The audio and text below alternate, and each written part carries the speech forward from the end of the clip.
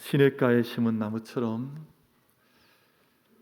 이 말씀의 주제는 2021년을 시작하면서 저희가 처음 선포했던 신년주일에 선포했던 말씀이었는데 물론 내용은 그렇지 않습니다만 그 주제는 오늘 다시금 마지막 주일에 송년주일에 다시금 이 말씀을 주제로 삼고 말씀을 나누고 또 우리가 한 해를 어떻게 달려왔는지 또 한 해를 어떻게 걸어왔는지 우리의 주제는 시냇가에 심은 나무였었는데 그 주제를 어떻게 이루어왔는지를 돌아보면서 말씀 앞에 또 예배 앞에 함께 서고자 합니다.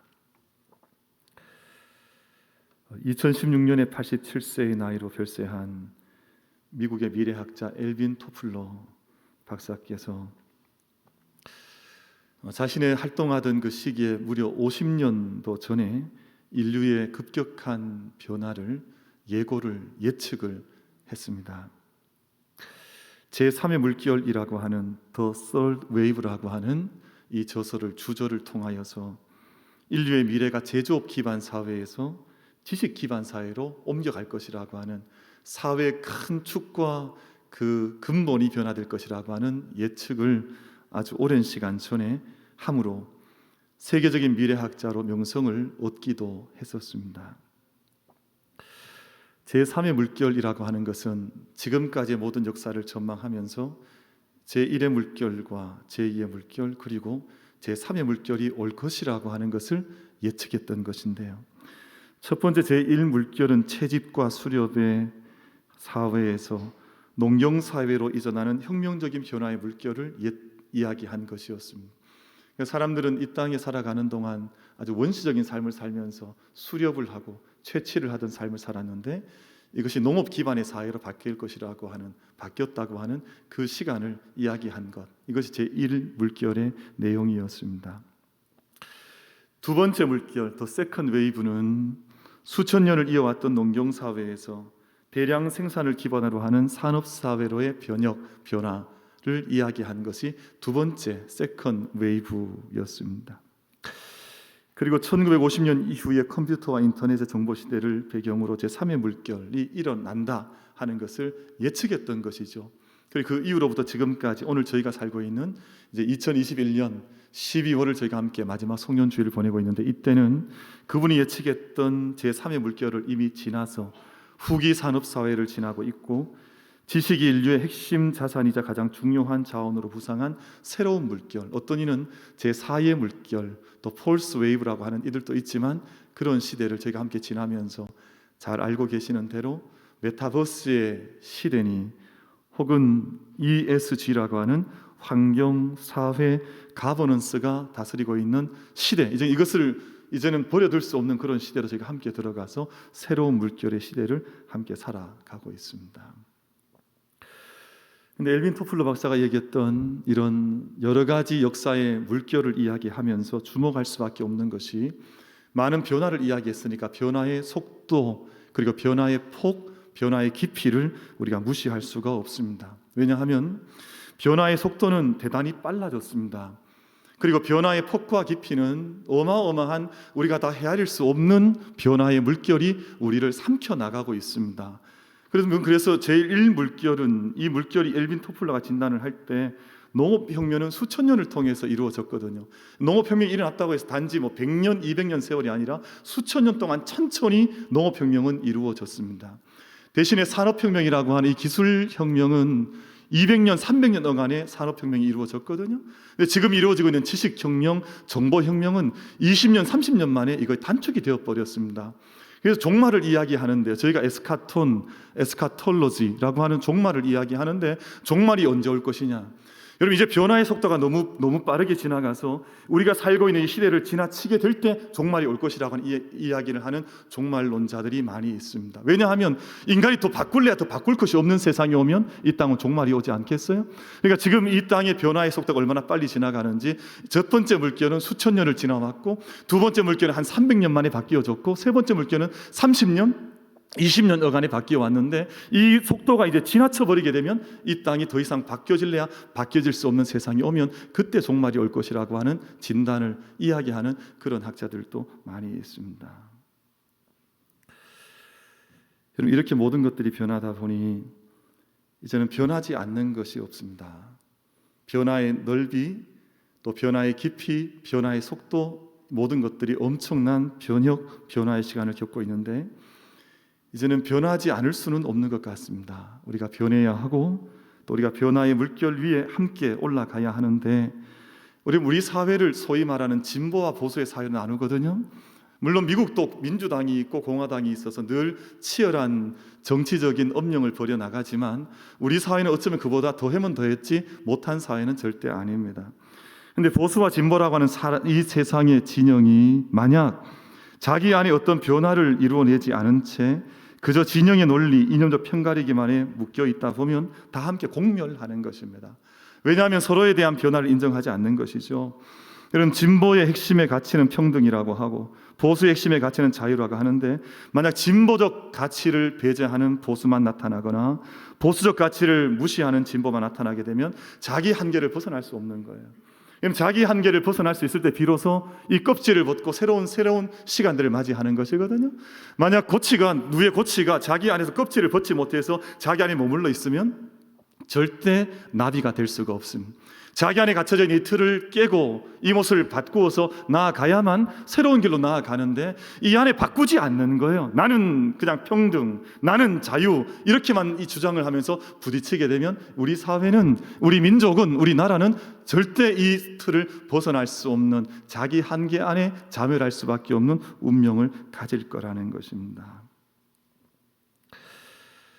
그러다 보면요, 자기 안에 있는 모습을 보지 못하게 되면 어떻게 되냐 하면 세상이 다 변하는 것 같아요. 엄청난, 요즘 TV만 틀면 세상이 급변하고 있잖아요. 수우파가 나와서 세상을 뒤집어 놓더니 이제는 수골파가 나왔다 그래요. 무슨 말씀인지 알지 못하시는 분은 기도와 말씀에 전무한 것으로 알고 있겠습니다. 그러니까 이게 세상이 급변하고 있거든요. 이 여성의 가치관도 변하고 세상의 틀을 깨는 모든 모습도 변하고 있는데 그냥 우리가 변화에 대해서 너무 무지하거나 아니면 나는 그냥 이게 좋사오니 여기가 좋사오니 하고 그냥 자기 틀을 깨지 않고 있으면 절대 그 안에서 벗어날 수 없는 그런 시간 속에 우리가 함께 들어오게 되었다고 하는 것입니다. 여러분, 세상을 구성하고 있는 가장 근본에 뭐가 있냐 하면 가정이 있습니다. 여러분, 가족, 이것은 수천 년이 아니라 아마 더 긴 시간을 지켜온 것인데요. 이젠 가정이 변하고 있습니다. 가구의 틀이 변하고 있습니다. 그러니까 가정과 가구보다 더 깊은 곳에는 종교와 믿음이라고 하는 것이 있는데 이것도 지금 틀이 끼어지고 있습니다. 진리의 개념, 진리의 가치, 사람들이 인정하지 않으려고 하고 스스로가 신이 되는. 그래서 이슬람 히브리 대학에 있던 누구죠? 요즘 생각이 안 날 때가 많아요. 그러니까 호모데우스, 인간이 신이 되는 시대가 왔다. 하발 유라리 교수가 하는 이야기가 자기 자신이 신이 되는 시대가 된 것입니다. 그러면 가정도 이제는 그렇게 중요하지 않게 되었습니다. 가정의 틀이 변하는 것이거든요. 믿음이라고 하는 교회의 가치도, 신앙의 가치도 교회뿐만 아니라 모든 신앙의 영적인 보이지 않는 가치들도 변하는 시대 속으로 우리가 들어오게 되었습니다. 2020년 기준, 작년 기준인데요. 여러분, 1인 가구 비율이 작년 기준 우리나라에서 32%를 기록을 했다 그래요.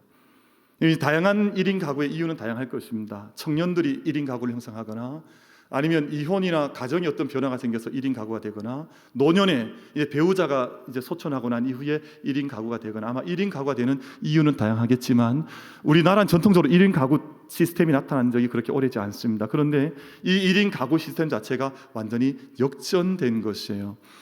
부부가 함께 살고 자녀가 함께 사는 가정은 작년 기준으로 29%였습니다. 이게 얼마 전까지 견고했었거든요. 이제는 근데 가정에 대한 개념 자체가 우리 사회 속의 틀이 완전히 바뀌었다는 뜻입니다. 통계청의 예단과 진단에 따르면 2047년이 되면 약 이제 20여 년이 지나고 나면 우리나라의 1인 가구 비율이 37%가 된다 그래요. 그러니까 약 40%의 절반이라고 하기엔 약간 과장이 있지만 40%에 가까운 가정이 1인 가구가 될 것이다. 어떤 이유, 다양한 이유가 있겠습니다만 그렇게 변화가 되고 부부가 함께 살고 자녀가 사는 가정은 16%로 바뀌게 될 것이다 라고 진단을 하고 있습니다. 그러니까 이제는 사회, 가정, 집, 이 가치는 그 사회와 역사를 토대로 놓는 가장 중요한 가치인데 이것 자체가 허물어지거나 역전되기 시작했다는 것입니다. 그러나 사랑하는 모든 성도 여러분, 변해가는 모든 모습에 대해서 우리가 날마다 부정적으로만 볼 필요는 없습니다. 우리 가정이 변하고 형태가 변하고 모든 것이 변하는데 이것을 전혀 부정적으로만 볼 필요가 없는 것은, 왜냐하면 우리가 하나님 말씀을 우리 삶에 우린 토대로 삼고 있고 가치, 절대 가치 하나님 말씀으로 삼고 우리가 받아는 것인데요, 하나님 말씀인 성경을 보면 변화를 긍정하고 있습니다.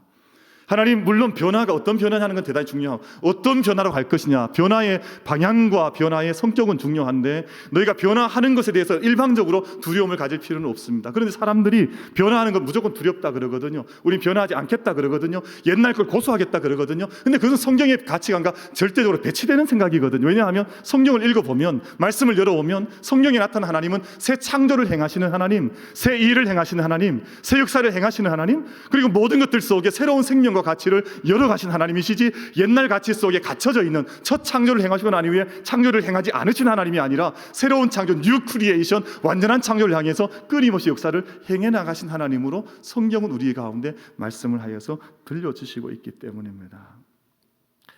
이사야 43장 19절 말씀 보시면, 보라 내가 새 일을 행하리니, 무엇을 행하신다 그랬습니까?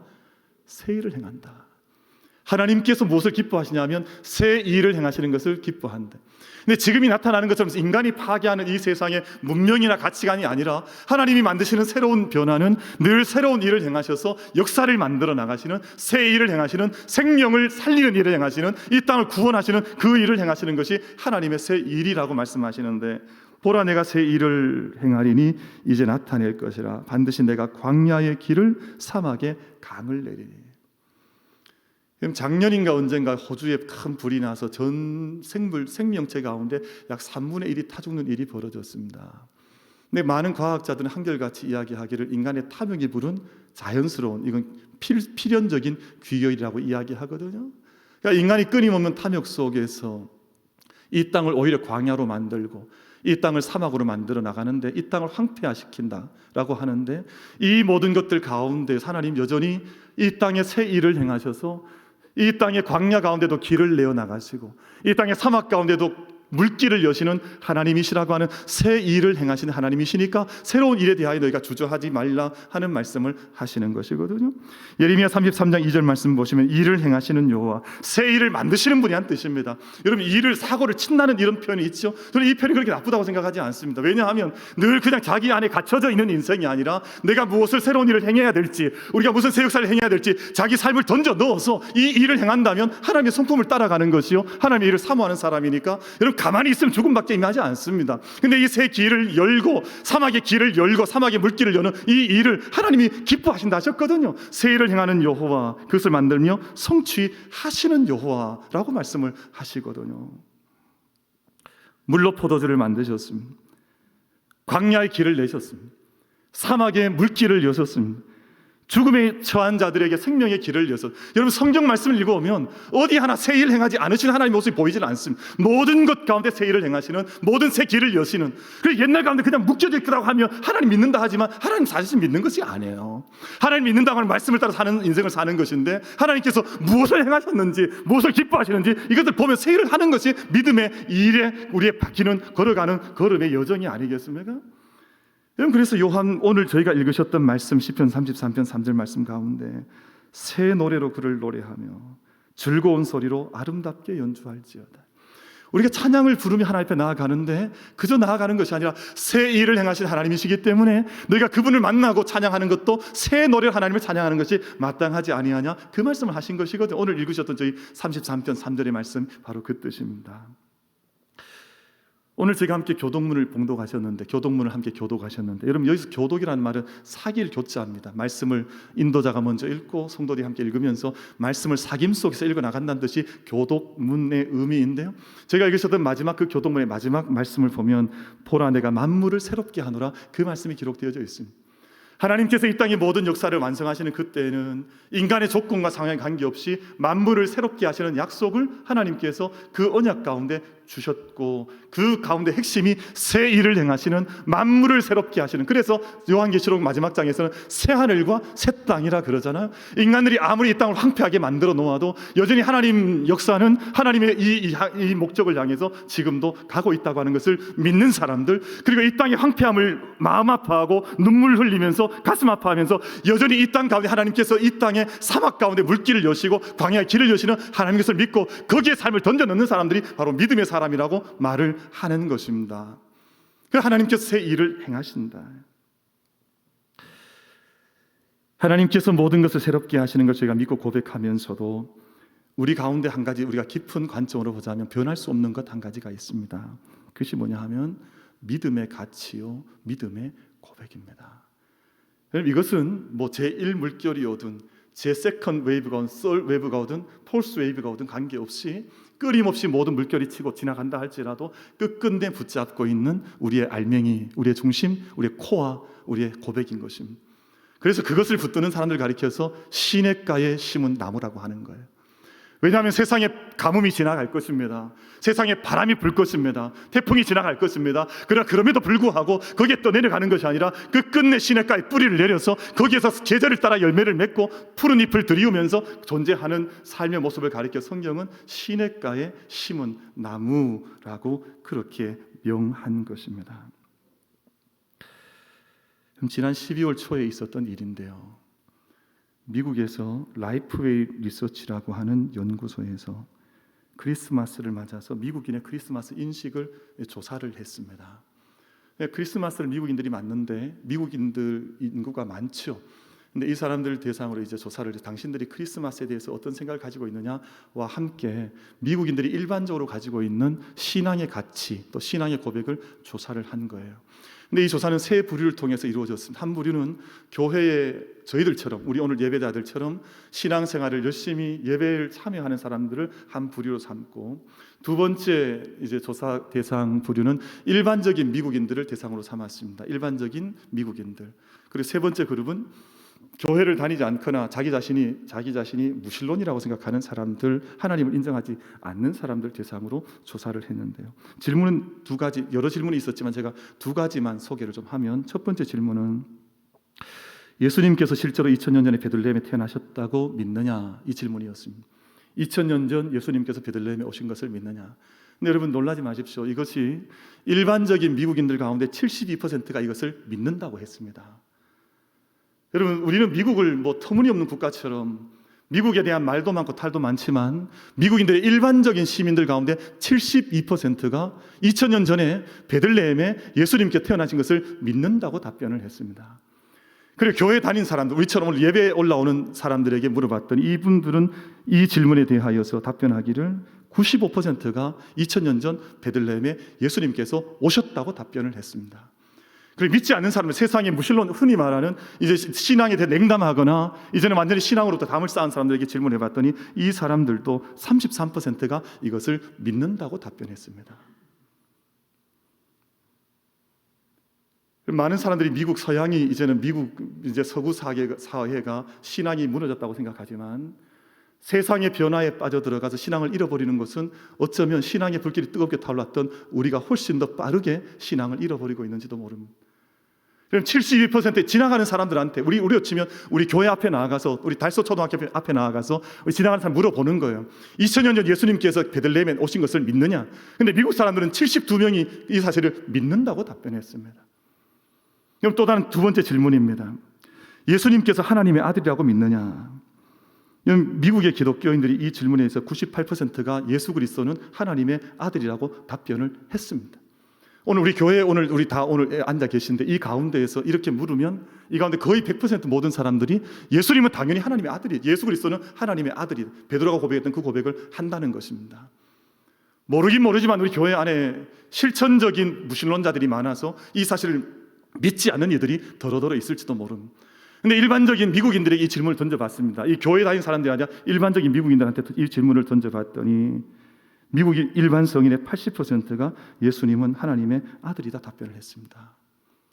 그럼 어마어마한 수치 아니에요. 그리고 불신자들, 일반 신앙이 없는 이들 가운데 40%가 예수는 하나님의 아들이다, 이 고백을 내어놓았다는 것입니다. 지금 수치를, 도표를 보여주고 있는 것이 지난 12월 지금 이달에 조사된 내용을 소개해드리고 있습니다. 그럼 저는 이런 상황을 보면서 오늘 저희가 읽으셨던 말씀 가운데 첫 절 본문 삼았던 12절 말씀이 마음속에 자꾸 부딪혀왔습니다. 여호와를 자기 하나님으로 삼은 나라, 곧 하나님의 기업으로 선택된 백성은 복이 있도다. 왜 저 나라가, 저런 나라가 복을 받을까? 대통령이 임직을 할 때에도 성경 위에 손을 얹고 기도합니다. 지금도 모든 결혼은 반드시 교회에 가서 결혼합니다. 지금처럼 주례도 세우지 않는다. 우리는 계식장 필요 없다, 교회 필요 없다, 이런 세상이 아니고, 우리는 교회를 잘 다닌 사람도 결혼할 때는 세상 예식장 가서 결혼하잖아요. 근데 그 사람들은 일반적으로 그냥 다니다가도 결혼할 때는 교회 와서 결혼한다 그러는데요. 그러니까 오늘 이 말씀, 여호와를 자기 하나님으로 삼은 나라, 곧 하나님의 기업으로 선택된 백성은 복이 있도다. 그럼 저희들 안에 나는 정말 명시적인 신앙인인지, 정말 하나님의 말씀 앞에 서 있는 신앙인인지 우리가 돌아봐야 될 이유를 12절 말씀은 오늘 우리에게 다시금 진지하게 질문을 던지는 것입니다. 세상이 제1물결, 제2물결, 3물결 관계없이 세상 모든 걸 다 변한다 할지라도 내 안에 있는 고백이 변함이 없느냐 하는 것을 우리가 물어보자고 하는 것입니다. 내가 정말 시냇가에 심은 나무가 되어서 2020년에 달려왔고 이제 마지막 송년 예배를 드리고 있는데, 나는 어떤 모습으로 나는 정말 시냇가에 심은 나무가 되어서 흔들려 떠내려가지 않은 채 오늘 예배를 드리고 있는지 하나님 앞에서 한번 우리가 점검해 보자는 것입니다. 오늘 말씀을 통해서 저희가 변하지 말아야 할 것, 세상 모든 것이 개벽을 한다 할지라도, 세상 모든 것이 다 떠내려간다 할지라도 변하지 않을 것 세 가지를 말씀을 드리고자 하는데요. 첫 번째 말씀은 이것입니다. 하나님께서 나를 부르시고 나를 선택하셨다는 것, 그리고 나를 부르고 선택하신 하나님을 나의 하나님으로 섬기며 산다는 것은 변함이 없으셔야 합니다. 이거 변하면 우리는 시냇가에 심겨진 나무가 아니라 이미 어딘가 떠내려가고 있는 나무가 되거나 이미 뿌리째 뽑힌 나무가 되어버리거나 우리는 그런 존재로 살아가게 될 것입니다. 여러분, 오늘 말씀, 여호와를 자기 하나님으로 삼은 나라, 하나님의 기업으로 선택된 백성이 복이 있다. 여러분, 이것을 다른 표현으로 하면 시냇가에 심은 나무라고 정의하는 것입니다. 오늘 저희가 시편 33편 말씀을 읽었습니다. 근데 시편 33편 말씀 읽어보시면 독특한 것 한 가지를, 여러분 아직 우리가 후반부만 읽었기 때문에 절반을 읽었습니다. 봉독 본문으로 삼아서 잘 발견하지 못했을 수도 있겠습니다만, 시편 33편 전체의 말씀을 처음부터 끝절까지 다 읽어보면 우리가 독특한 것 한 가지를 발견할 수 있습니다. 여러분, 시편 안에 다양한 장르가 있는데 그 가운데 탄식시, 탄원시, 이런 시들이 있습니다. 그러니까 자기가 받는 고난과 아픔 때문에 하나님께 이 아픔을 쏟아내는 시들이 대단히 많습니다. 그래서 그것을 이제 학자들은 분류하기를 탄원시, 탄식시 이런 시로 표현을 하거든요. 근데 오늘 말씀 속에는 이 말씀을 읽어보면 내가 고난 중에 있습니다, 아픔 가운데 있습니다 하는 이런 말이 나오질 않아요. 그것이 특징입니다. 대신에 무슨 말씀들이 많이 나오냐면 찬송한다, 기뻐한다, 감사한다, 즐거워한다, 이 내용으로 가득 차 있습니다. 여러분, 오늘 말씀 1절 읽지 않았지만 2, 3절 말씀을 좀 펼쳐 놓으셨으면 한번 보시기 바랍니다. 너희 의인들아 여호와를 즐거워하라. 찬송은 정직한 자들이 마땅히 할 바로다. 수금으로 여호와께 감사하고 열줄 비파로 찬송할지어다. 새 노래로 그를 노래하며 즐거운 소리로 아름답게 연주할지어다. 이 말씀 속에 있는 1절에 있는 의인과 정직한 자들이라는 말은 하나님 앞에 서 있는 그의 백성들입니다. 그런데 우리 믿음의 역사를 가만히 돌아보면 의인들, 정직한 자들이 고난받지 않았던 때가 없었습니다. 그런 모든 의인들과 고난받는 정직한 자들은 이 역사 속에서 늘 세상으로부터 핍박을 받거나 고난을 받아왔는데, 오늘 이 찬송을 보면, 이 시편을 보면 고난에 대한 말씀이 단 한 말씀이 없고 오히려 수금으로 찬양드리고 비파로 찬양을 드리고 오히려 새 노래로 하나님을 찬송하며 나아가자 하는 그 찬양의 고백이 오늘 시편 속에 담겨져 있습니다. 세상의 고난의 파도에 휩쓸려 가지 아니하고 끝내 세상의 고난의 파도가 내게 음습한다 할지라도 나는 더 큰 소리로 비파와 수금으로 하나님을 찬송하는 삶을 살며 끝내 내 삶의 모든 자리에서 새 노래를 부르며 하나님 백성으로 이 땅 가운데 서가겠다고 하는 진지한, 정말 정직한, 묵직한 믿음의 고백이 오늘 본문 말씀 속에 담겨져 있습니다. 여러분, 이런 사람들 가리켜서 성경은 시냇가에 심은 나무라고 이미 시편 1편에서 그렇게 규정을 하고 있습니다. 너희는 이런 삶을 살아가고 있느냐 하는 것을 송년주일에 질문하고 싶은데요. 여러분, 저희들 이 땅 가운데에서 기독교 신앙, 믿음의 고백, 말씀을 붙잡고 살아가면서도 이 말씀과 배치된 삶이 아니라, 저는 이것을 지난 수요 예배 때도 말씀을 드렸습니다만 실천적 무신론자들이라 저는 그렇게 고백을 하고 있습니다. 늘 믿는다 하죠. 근데 믿는다 하지만, 입술은 믿는다 할지 모르지만 삶은 하나님 없는 것처럼 살아가는 사람들이 얼마나 많은데요. 여러분, 그래서 이런 부류의 사람들이 있죠. 하나님 행하신 일에 대해서 한 번도 감사하지 않는 사람들. 여러분, 제가 요즘 만나면서, 제가 요즘 삶을 살면서 그런 느낌을 많이 가지는데요. 10가지, 100가지, 1000가지 다 좋은 일이 있는데 그때는 감사하다 한 표현 한마디 하지 않습니다. 근데 조금 섭섭한 거 한 가지 있으면 이것 때문에 사내 죽내, 우리 함께 죽자, 뭐 이런 얘기 하거든요. 이게 사람이더라고요. 근데 정말 하나님이 살아계심을 믿고 그분의 창조의 역사와 그분의 모든 행하시는 구원의 모든 일들을 믿는 사람은 순간순간마다 끼어서 하나님과 함께 동행하면서 감사함의 열매를 늘 입술 가운데에서 삶 가운데 맺어 나가는 것입니다. 근데 실천적인 무신론자가 누구냐 하면, 하나님 창조하신 것도 믿지 아니하고 지금도 나를 도우신 것도 믿지 아니하고 끝없이 자기 자신 속에 갇혀 있어서 죽어가는 삶을 사는 사람들은 감사하지 않습니다. 하나님 행하실 새 일을 기대하지 않는 사람들, 하나님 행하실 그 일을 기대하면서 새 일을 시도하지 않는 사람들, 실천적 무신론자들입니다. 여러분, 저희들 만민의 모든 가족들은 이 땅 가운데 살아갈 때 오늘 저희가 함께 받은 이 말씀, 여호와를 자기 하나님으로 삼은 나라 곧 하나님 기업으로 선택된 백성은 복이 있다 하신 이 말씀을 부여잡고 정말 살아있는 믿음으로, 산 믿음의 사람들로 함께 걸어갈 수 있는, 우리 시냇가에 심은 나무처럼 그 나무로 우리가 살아갈 수 있는 우리 모든 예배자들이 될 수 있게 되기를 주님의 이름으로 축복합니다. 두 번째, 변치 않는 사실이 있습니다. 하나님을 경외하는 자를 하나님께서 찾으신다는 것입니다. 오늘 말씀 속에 제가 읽으셨던 12절 말씀부터 19절 말씀 사이에 가장 많이 등장한 단어는 하나님께서 굽어 살피신다는 단어였습니다. 너무 놀라지 마십시오. 저기 유아방에서 아기가 우는 소리입니다. 놀라지 않으셔도 괜찮습니다. 하나님께서 굽어 살피신다. 아마 어린 아기가 저렇게 울면 어머니의 마음은 그 순간 아기에게로 향할 것입니다. 근데 오늘 저희가 읽으셨던 12절, 13절부터 19절 말씀 사이에서는 하나님께서 하나님의 자녀를 살피신다, 굽어 살피신다, 이 말씀이 계속해서 반복해서 등장을 하고 있습니다. 그 가운데 18절, 19절 말씀만 좀 보려고 합니다. 18절, 19절 말씀 보시면, 여호와는 그를 경외하는 자 곧 그의 인자하심을 바라는 자를 어떻게 한다 그랬습니까? 살피셔서 그들의 영혼을 사망에서 건지시며 그들이 굶주릴 때에 그들을 살리시는도다. 그럼 제가 조금 전 2부 예배 올라오기 전 혼자 찬양을 좀 듣고 올라왔습니다. 이 찬양을 들었던 찬양은 그 안젤리아 보첼리의 어메이징 그레이스라고 하는, 이게 2011년 뉴욕 센트럴 파크에서 공연했던 그 실황을 녹음한 음반을 듣고 왔는데요. 그분은 앞을 보지 못하는 분입니다. 근데 수많은 사람들 앞에서 어메이징 그레이스를 부르는데 하나님께서 나를 어떻게 사랑하시고 구원하셨는지를 그 뉴욕 한복판 센트럴 파크에서 노래를 부른 것이거든요. 그 찬양에 참여하면서 하나님 백성들 이 땅 가운데 어떻게 살아가야 되냐 하면, 하나님께서 나를 굽어 살피셔서 나를 보셔서 내 모든 자리에서, 여러분 오늘 우리가 읽으신 말씀대로 19절 말씀, 그들의 영혼을 사망에서 건지시며 그들이 굶주릴 때 그들을 살리시는도다. 여러분, 우리가 하나님의 살피심과 돌보심이 없다고 보는 인생이 아니라, 그런 인생 속에 우리가 던져져 우리가 그런 인생들과 함께 걷는 인생이 아니라 시냇가에 심은 나무가 되어서 하나님 나를 지금도 살피시고 올 한 해가 올 때까지, 오늘 성년주의를 드리고 있는데 지금도 하나님 나를 구워오신다고 하는 이 믿음의 한 가지 고백 속에서 죽은 자는 살리실 것이요 없는 것을 잊게 할 것이요 주님의 돌보심 속에 내 삶이 들어있다고 하는 이 믿음의 고백 속에서 한 해를 주님 앞에 올려드릴 수 있는 우리 만민 가족들이 되시기를 축복합니다. 마지막 한 가지 더 말씀을 드리고 말씀 맺겠습니다. 시냇가에 심은 나무처럼 사는 이들은 세상이 아무리 변한다 할지라도 하나님 경외하는 것과 하나님 사랑을 의지하는 것에서 변함이 없어야 합니다. 오늘 마지막 읽으셨던 석절 말씀 가운데 20절, 21절 말씀을 우리 함께 이 말씀 함께 합독했었으면 좋겠습니다. 우리 함께 20절, 21절 말씀을 같이 받겠습니다. 시작.